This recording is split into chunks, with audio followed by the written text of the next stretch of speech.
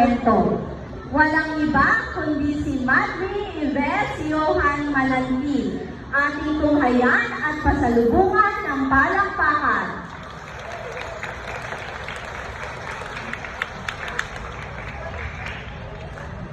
There once was a shepherd boy who was bored as he sat on the hillside watching the village sheep.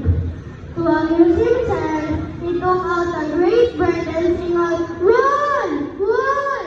The wolf is chasing the sheep!" The villagers came running up the hill to help the boy drive the wolf away. But when they arrived at the top of the hill, they found no wolf. The boy laughed at the sight of their angry faces. "Don't cry, wolf, shepherd boy," said the villagers, "when there's no wolf." They went grumbling back down the hill. Later, the boy sang out again, "Wolf! Wolf! The wolf is chasing the sheep!"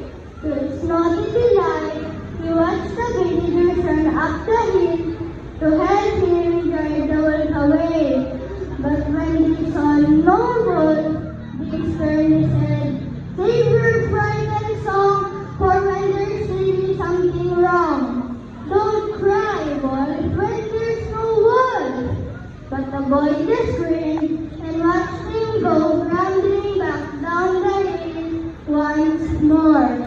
Later, they saw a real wolf prowling about his flock. Alarmed, he leaped to his feet and sang out as loudly as he could, "Wolf! Wolf!" But the villagers thought he was trying to fool them again, and so they didn't come. At sunset, everyone wondered why the shepherd boy hadn't returned to the village with their sheep. They went up the hill to find the boy. They found him weeping. There really was a wolf here. The flock was scattered. I cried out, "Wolf, why didn't you come?" An old man tried to comfort the boy as they walked back to the village. When Henry looked for the lost sheep in the morning, he said, putting his arms around the youth, "Nobody believes a liar, even when he's telling the truth."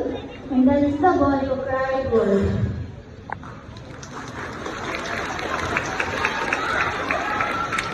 Maraming salamat, Madre Yves, sa iyong maghiliw na pagkukwento.